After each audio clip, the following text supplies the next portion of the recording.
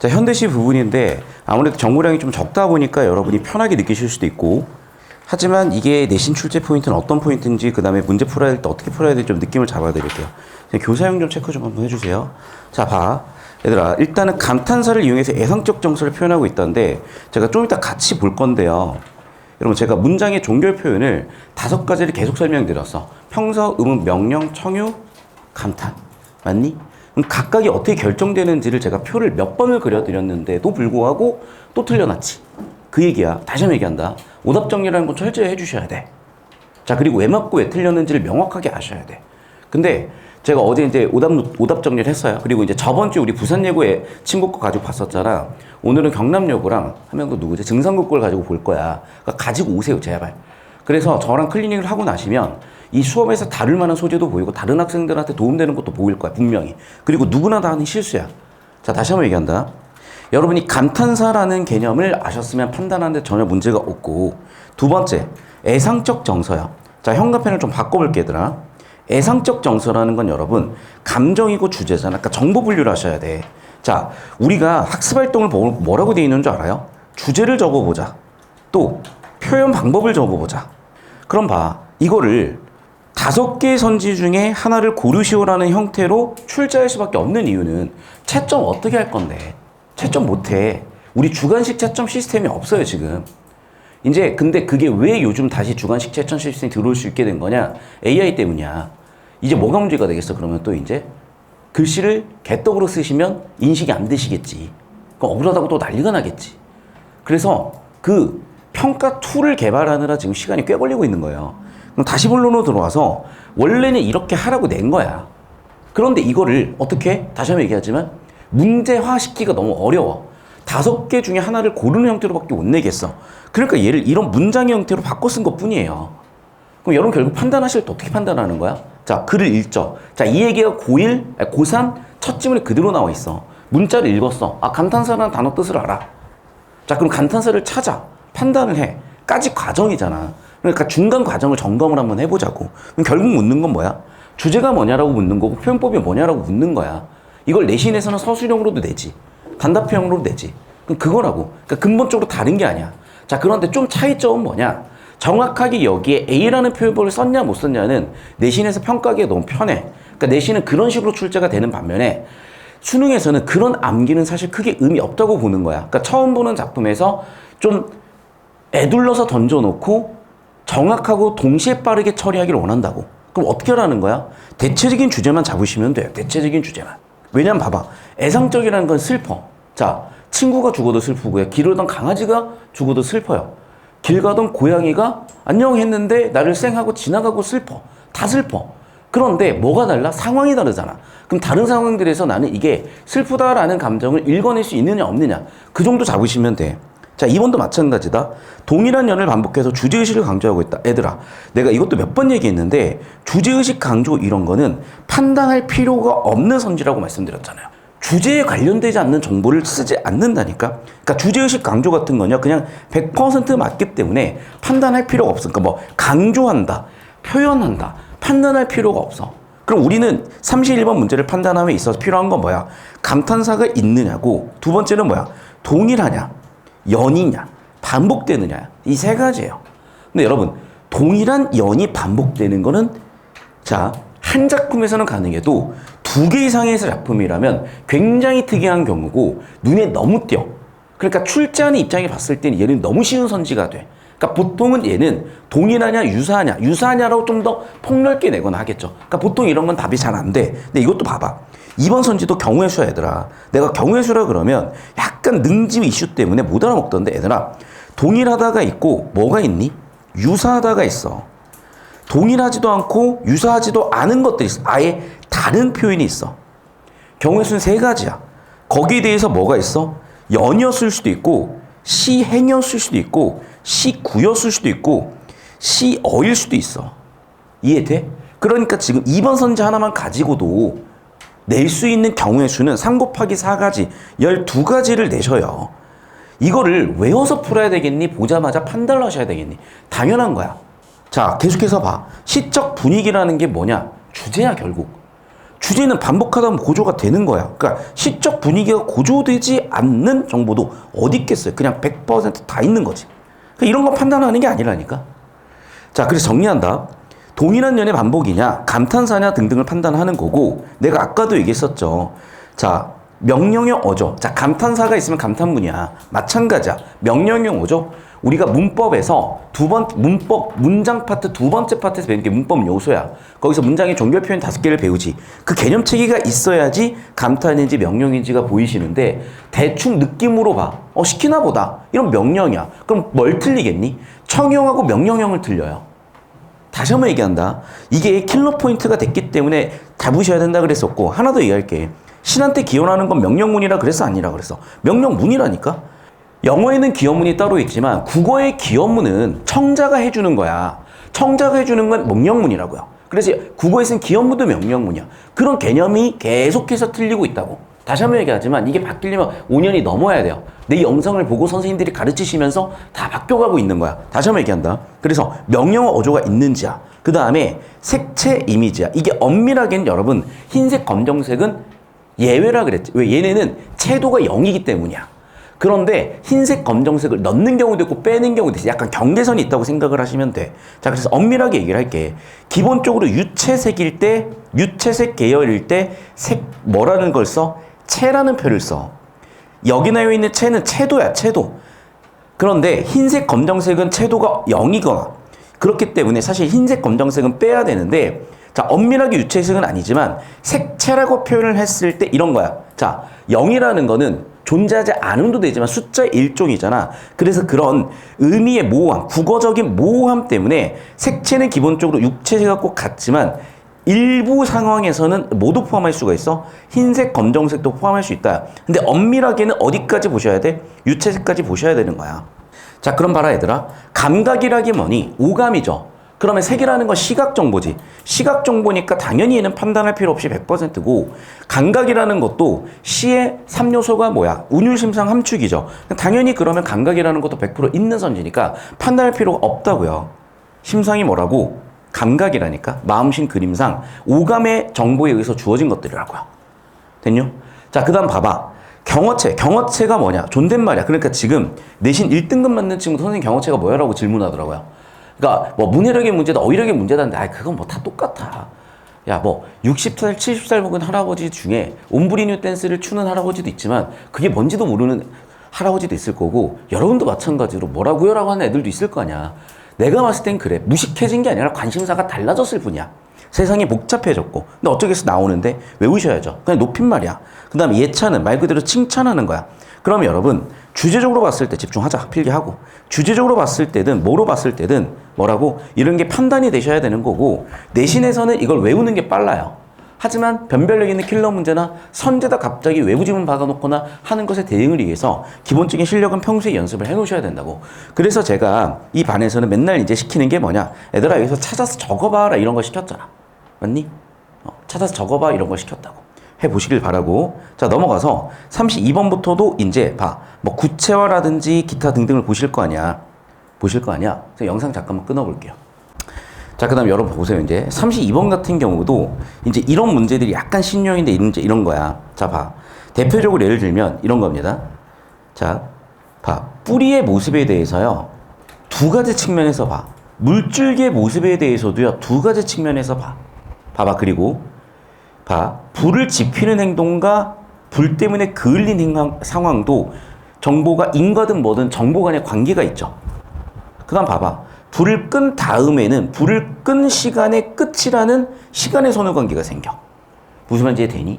그러니까 어떤 느낌이냐. 단순한 내용일치가 아니라 정보 간의 관계를 묻는 유형으로 문제가 이렇게 진화되고 있다고. 팁을 쓰세요. 뭐라고? 정보 간의 관계. 근데 이 관계라는 건 여러분 논리라고 생각하시면 돼. 논리가 뭐냐? 정보 간의 관계를 논리라고 하는 거야.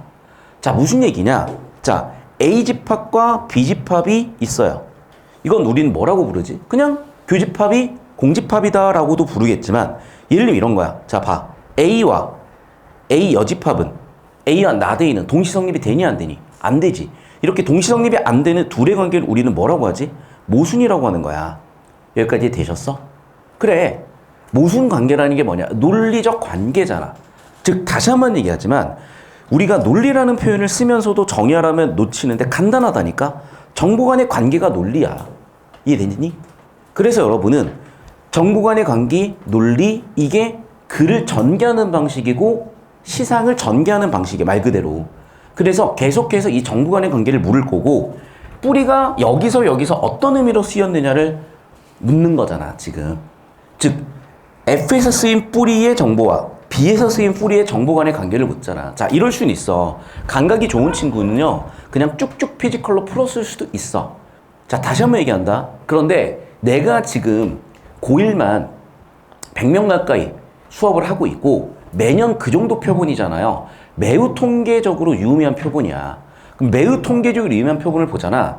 내신하고 수능이 되게 다른 근육이라고. 속근 지근 같은 거야. 문제는 두 개 같이 길러놔야 될 거 아니에요. 당연한 얘기지만. 됐어, 여기까지? 자, 그래서 이것도 좀 이따 같이 한번 보면 이해가 되실 거고 33번 봐.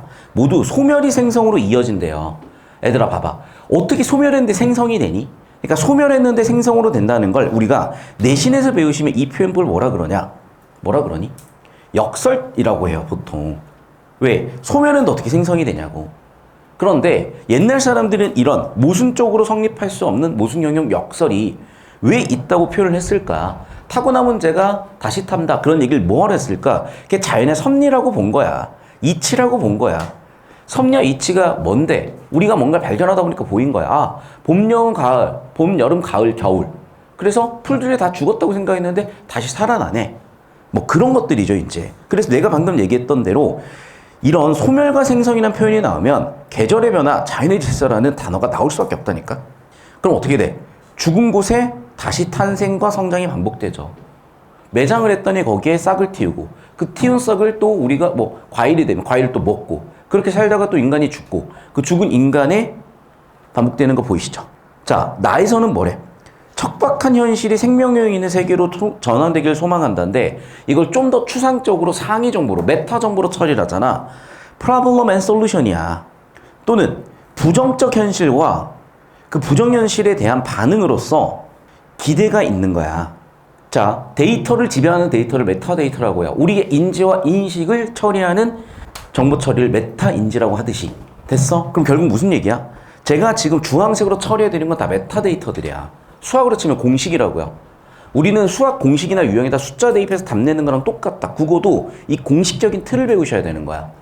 그런데 이걸 배우는 게 되게 피곤하고 귀찮은 거야. 그러니까 그냥 표현할게. 그냥 빡대가리들 보면 중학교 때 얘네들은 존나 그냥 다 때려 외워요. 언제 뽀록나니? 고1 때 다 뽀록나. 그러면 자기가 공부를 잘했다고 착각을 해. 실제로는 공부를 못해.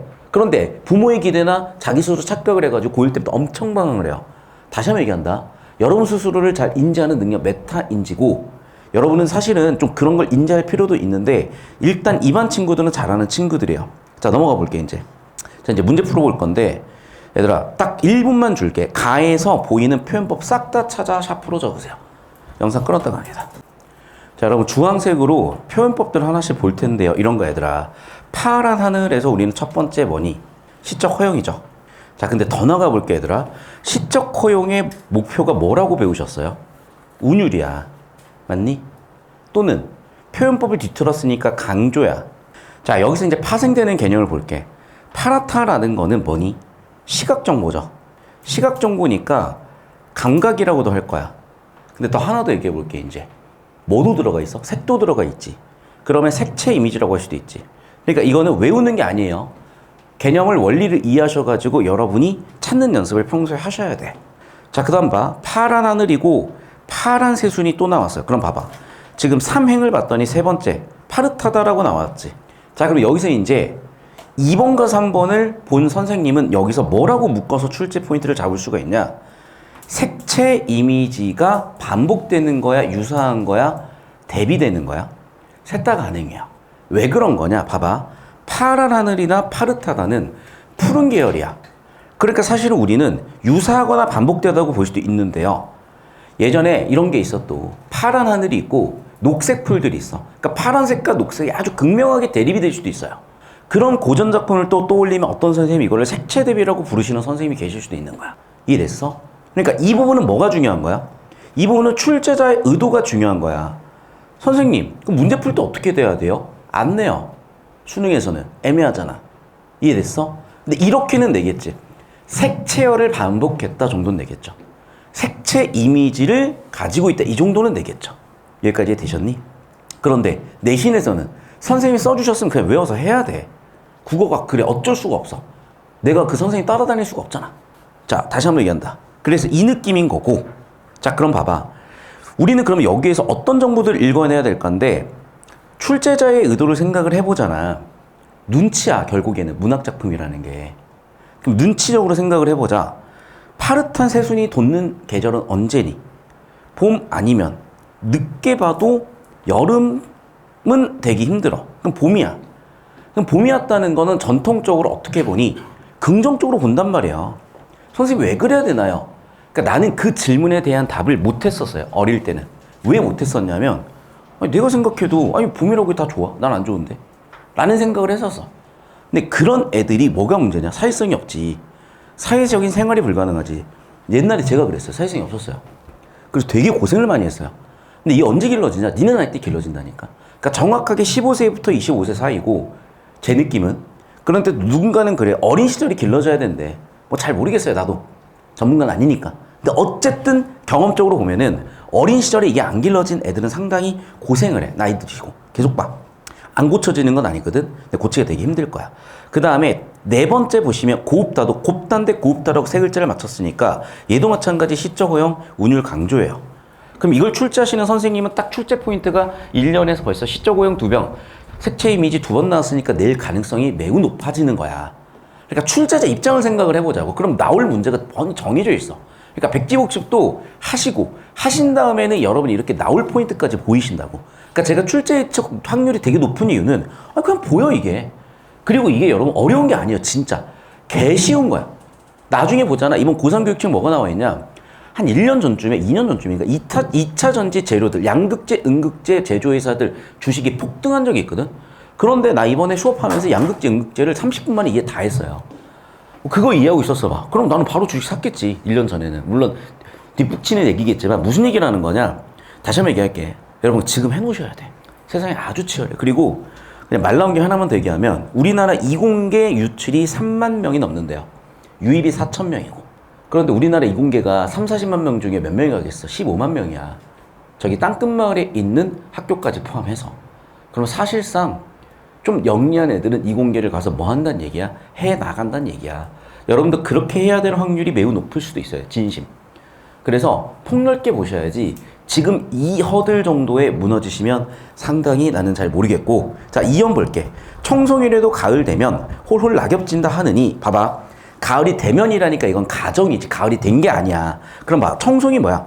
푸른색 소나무야. 근데 얘가 낙엽진대. 봄마다 새로 젊은 자랑이 살아있다 라고 얘기했어. 아마도 이거죠. 그러면 이 가을은 왜 튀어나온 거니 갑자기? 대조죠. 대조.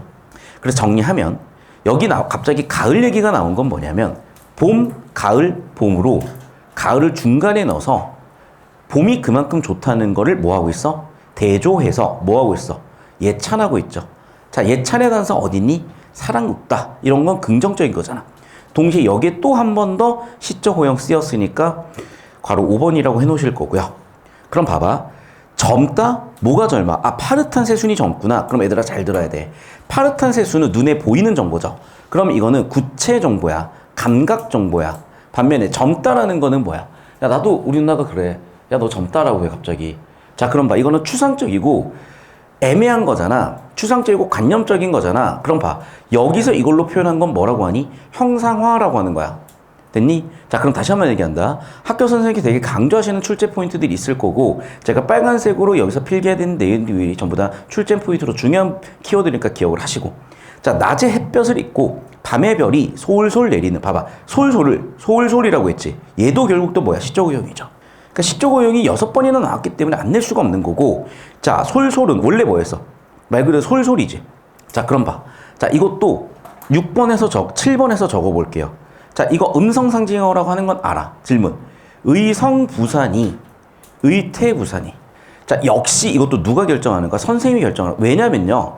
의성부사와 의태부사가 엄밀하게 의성은 청각정보죠. 의태는 시각 정보죠. 근데 문제는 뭐냐면 우리가 감각을 구분해서 받아들이지 않잖아. 뇌에서는 통합적으로 한 번에 받아들여 버려요. 그럼 문제는 뭐냐면 애매한 예가 생겨. 애매한 예가 생긴다고. 그러니까 예를 판단하는 문제도 생기는 거야. 그러니까 이런 판단은 누가 하시는 거다? 학교 선생님 필기를 가지고 판단하시는 거다. 그럼 막 파릇한 새순이 여름으로 자란다. 그렇지. 봄에서 여름으로 가고 있는 거죠. 이해됐어? 그럼 계절 이미지는 뭐야? 봄이지. 봄에서 여름으로 가는 중인 거죠. 새순이 봄이지. 여름으로 자란다. 여름으로 가고 있는 계절의 변화, 계절감을 얘기하고 있는 거죠. 여기까지 이해됐어? 그럼 왜 제목은 낙엽송일까? 아마 낙엽을 맺는, 그러니까 우리가 소나무는 보통 낙엽이 없잖아. 상록수니까. 그리고 뭐 침엽수니까. 그런데 소나무도 보면은 아마 낙엽을 이렇게 내리는 소나무가 있나 봐. 그 소나무를 본 느낌을 이렇게 시각 정보를 통해서 쭉 표현 한번 해본 거죠. 됐니? 자, 그래서 여러분 봐봐. 이런 식의 연습을 평소에 하셔야 돼. 자, 그러면 다시 1분 드릴 테니까 여기서 또 여러분이 저런 표현법들을 잡으셔도 되는데, 자, 여기서는 사실 여러분 표현법들보다는 약간 여러분한테 전달하고 싶은 메시지들이 좀 있어요. 그걸 좀 같이 한번 정리해 보실 거야. 영상 잠깐 끊었다 갈게요. 자, 1분 줄 테니까 표현법 빡. 자, 좀 손이 나가야 되거든. 근데 얘들아 봐봐. 끄다, 끈다, 껐다. 자, 첫 번째 보이는 건 현재형 어미예요. 현재형 어미 효과도 되게 여러 가지가 있겠죠. 자, 현재 시로 표현하니까 좀 더 생생하겠지. 자, 두 번째 봐봐. 불을 끄는데, 왜 불을 끈대? 꿈꾸는 시간을 위해 나는 불을 끈대요. 그럼 봐. 불을 끄는 목적이라고 볼 수가 있잖아. 자, 요즘 이런 게 중요하더라. 나는 불을 끔으로써 어떻게? 꿈꾸는 시간으로 가고 싶어. 여기 쓰이는 cause 원인이고요. 이는 effect, 결과입니다. 여기까지 됐니? 자, 두 번째 볼게. 여기서 나는 불을 끈다. 주어, 목적어, 서술어죠.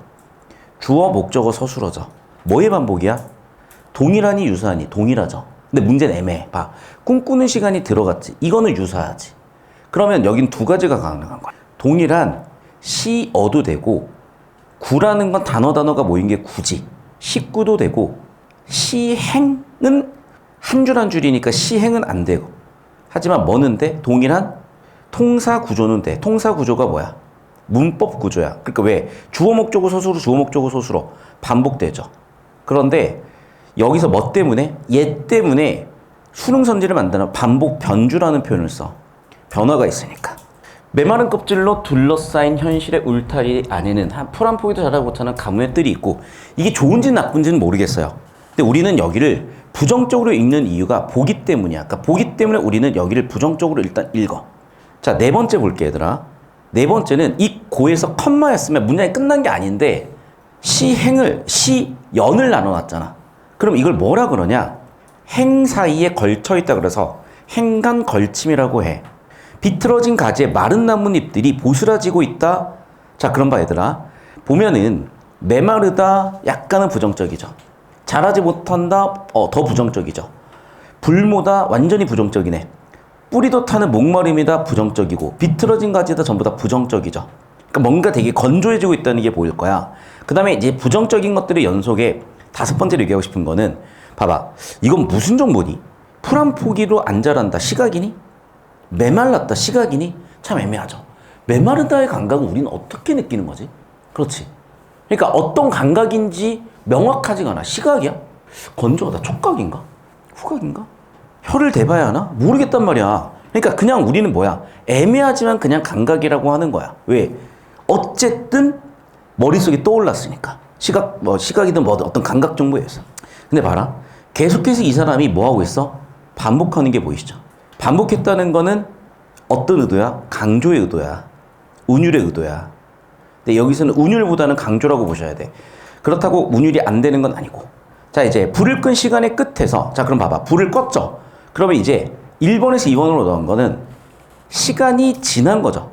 불을 끄기 전이고 후죠. 가뭄에 마른 현실의 시체에 꽃이 달리는, 이게 무슨 얘기일까? 가뭄이 말랐다는 건 다 죽은 거 아니야?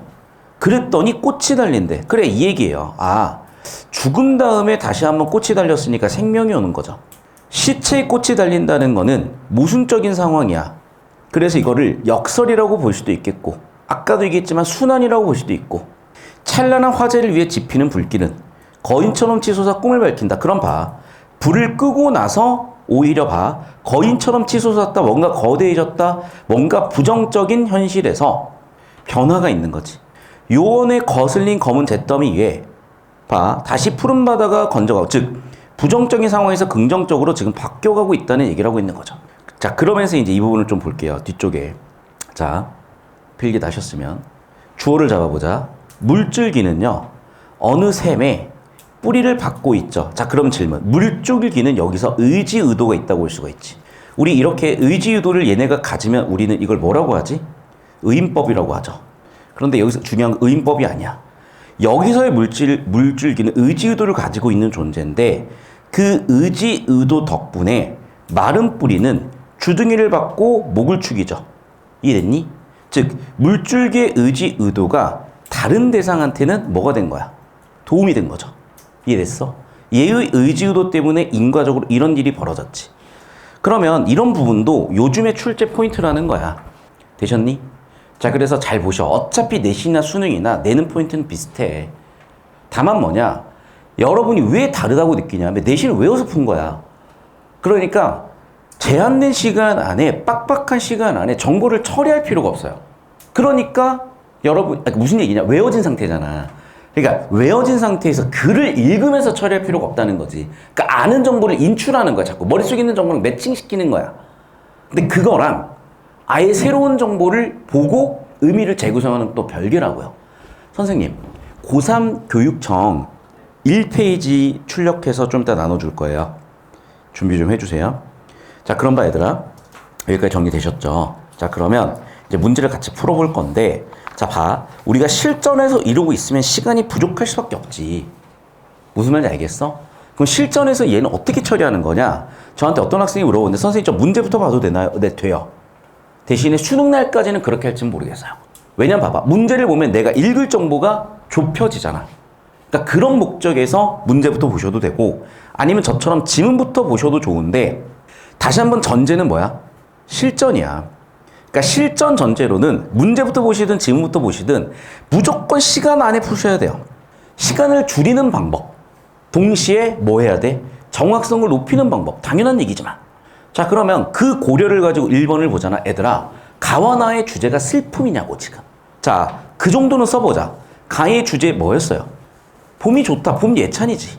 나의 주제 뭐였어요? 부정적인 현실에서 기대가 있지. 미래로 해. 이 정도만 짚어보셔도 돼요. 1번 봐. 그럼 뭐가 틀렸어? 슬프다?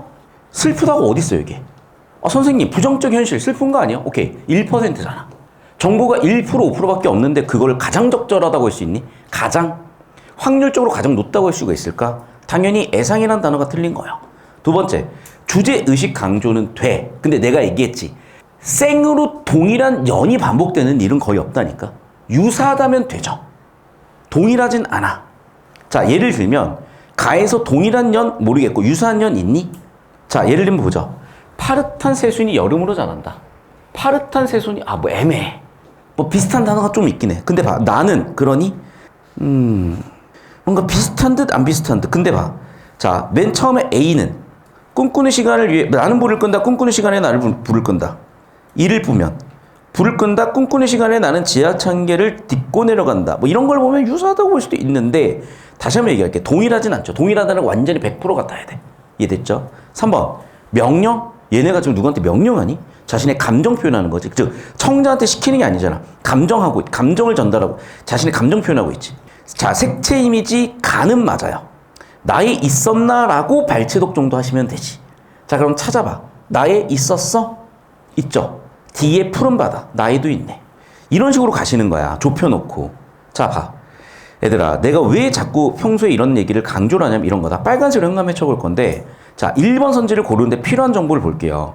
자, 봐. 가장 적절한 거잖아. 그러면 사실상 얘 푸는데 필요한 건 뭐냐면 파란 하늘, 파란 새순, 그리고 파릇한 새순. 그리고 여기도 마찬가지죠. 뭐냐? 푸른 바다. 단어 4개 가지고 정답 하나 끝인 거야. 무슨 말 이해 돼? 즉 무슨 얘기야? 우리가 내신 대비하겠다고 지금 쓴 것만 100단어가 넘어요. 100단어 안 되겠다. 한 50단어? 50단어 중에 필요한 건 4단어밖에 안 된다니까? 그러니까 내가 평소에 이걸 왜 안 해주는 거냐면 물론 이건 있어. 이게 중등 수업이야. 해야 돼. 고1에서도 학교 내신 지문 분석 수업에 그럼 해야 돼. 그런데 수능형의 시험에서는 또 실전형의 시험에서는 이거 분석하고 있는 애들이 도대체 시간 안에 풀 수가 있겠냐는 거야. 다시 한번 얘기한다. 이거는 분석하는 게 아니라 필요한 거를 정확하고 빠르게 찾아내는 기술적인 거고 그 결국에는 근본 실력이야. 피지컬이야. 그래서 4번 바로 보이셨을 거고. 자, 그 다음에 32번도 볼게요. 이제 A부터 쭉 나와 있는데 얘들아, 구체화라는 단어의 뜻은 첫 번째는 뭐냐? 정보를 더 많이 준다. 동의어는 뭐냐? 디테일이 높아진다야. 두 번째는 뭐니? 감각 정보를 준다야. 근데 봐봐. 보수라지는 건 최소한 시각 아니면 청각이죠. 바삭바삭. 뭐 촉각이 될 수도 있겠죠. 근데 어쨌든 봐. 이 상황이라는 거는 포괄적인 정보야. 즉 상위 정보야. 추상적인 정보야. 그런데 이게 보수라진다라는 거는 구체적인 상황들이잖아. 그러니까 당연히 구체화 가능하죠. 됐어? 그럼 결국에 뭐로 푸는 거야? 구체라는 개념이 있는 애들은 굳이 A로 안 가도 그러려니 하면서 판단이 돼요. 2번 선지. 불을 끈다라는 화자의 행위는 불을 끈 시간의 끝에 상황을 마주하려고 하는 거다. 봐, 내가 아까 얘기했지. 시간순이었지. 여기는 불을 끈다 전, 불을 끈 후라고 그랬지. 그래서 전, 후라는 뭐 정보 간의 관계, 즉 시간순이라는 게 있잖아. 3번. 봐, 뒤에서 그슬린 대상은 불을 지피는 행위와 관련된다. 그렇죠. 왜? 불을 질렀기 때문에 글을 넣겠지. 됐니? 자, 그럼 봐. 여기도 정답 고르는데 필요한 선지들은 이 정도 선지라니까. 봐. 불을 껐고 불을 끈 시간의 끝이지. 정답 고르는데 필요한 정보는 이 정도 정보더라고. 자, 그래서 여기도 마찬가지로 3번 선지 어떤 관계인 거야? 인과의 관계인 거야. 자, 4번 선지. 물줄기라는 게 상생이냐? 그럴 것 같거든. 여기서 낚은 거야, 얘들아. 낚은 거야, 얘들아. 잘 봐. 다른 대상에게 의지하느냐, 다른 대상이 의지하느냐. 자, E와 F를 보세요. F를 봐. 다른 대상이 의지하고 있어, 다른 대상에게 의지하고 있어. 다른 대상이 의지하고 있지. 두 번째, E에서는 얘 스스로 물을 가지고 가고 있잖아. 그러니까 상생이라고 봐야 되니? 나 잘 모르겠어요. 정확하게 뭐야? 여기 물줄기는 의지를 가지고 진행을 하고 있고 그 의지 덕분에 누군가가 다른 대상이 의지하고 있잖아. 다른 대상의 개가 아니라 보이지? 내가 그래서 맨날 문장 구조 잡으라고 빡빡하게 얘기하는 게 어제도 오답 정리하면서 한 학생 보이셨죠? 문장 구조 못 잡아서 틀린 거. 되게 간단하다니까? 주격조사, 부사격조사, 서술격조사 하나씩만 잡아보셔도 바로 보이셨다고. 정답 4번이 보이셨다나. 다시 한번 얘기한다. 그래서 뭐라고? 다른 대상에게가 아니라 다른 대상이라고. 문장 구조 잡는 거라고. 말장난이야. 별거 아니야. 아, 제발 좀. 이거 교집합기호, 합집합기호야. 반대로 얘기할까? 미분이냐 적분이냐야. 적분하라 그랬는데 미분해놓고 미분하라 그랬는데 적분해놓고 틀렸다. 아, 말장난이다. 말장난 아니라니까. 정보의 논리관계라고요. 아 다르고 어 다른 거야. 자, 마지막 문제 보겠습니다. 1번. 그래, 파릇한 새순이 봄에서 어디로? 봄에서 여름으로 가니까 우리가 아까 읽어줬듯이 봄에서 여름으로 가기 때문에 아까 우리가 읽어줬듯이 계절의 변화 되시는 거고. 2번 선지. 가뭄에 많은 현실이 불길의 거인처럼 치솟는다는 것에서 화자가 현실의 척박함을 인식하게 된다. 잠깐만. 가뭄에 마름의 현실은 현실에 척박하면 되죠. 근데 봐. 이 문제를 해결하거나 변화를 희망하는 게 뭐야? 거인처럼 치솟는다는 거잖아. 그러니까 이거는 봐봐. 객인이 아니면 해손이 또는 극복 의지니. 극복 의지죠. 맞잖아. 야, 가뭄에 말랐네? 좋아. 다 태워버리고 불길을 치솟자라는 극복으로 가고 있잖아요. 해결로 가고 있잖아. 객이라는 건 원인이잖아. 즉 원인이야 결과를 뒤집어 놓은 거라고. 이 정보 간의 관계는 이 정보의 메타데이터는 원인이 아니라 결과야. 가뭄에 마른 현실의 불길이 거인처럼 치솟는다는 것은 현실의 척박함을 인식하게 되는 원인이 아니라 뭐라고요? 결과라고. 현실 인식의 결과로 뭐해? 불길이 치솟게 만들자. 불을 다 질러버리자. 그런 얘기를 하고 있잖아, 지금. 이해됐어? 그래서 다시 한번 얘기하지만 이런 식의 사고를 가져가셔야 되는데 이게 어려워요. 그러니까 하라는 거야. 남들이 못하는 걸 해내야 변별 이기게 위에 가 있는 거 아니니. 여러분 어디 가고 싶어요? 서울대 가고 싶어요? 서서울대 가고 싶어요? 서울대 가고 싶어요? 남서울대 가고 싶어요? 당연한 얘기야. 근데 왜 남서울대 나온 사람 얘기를 믿어?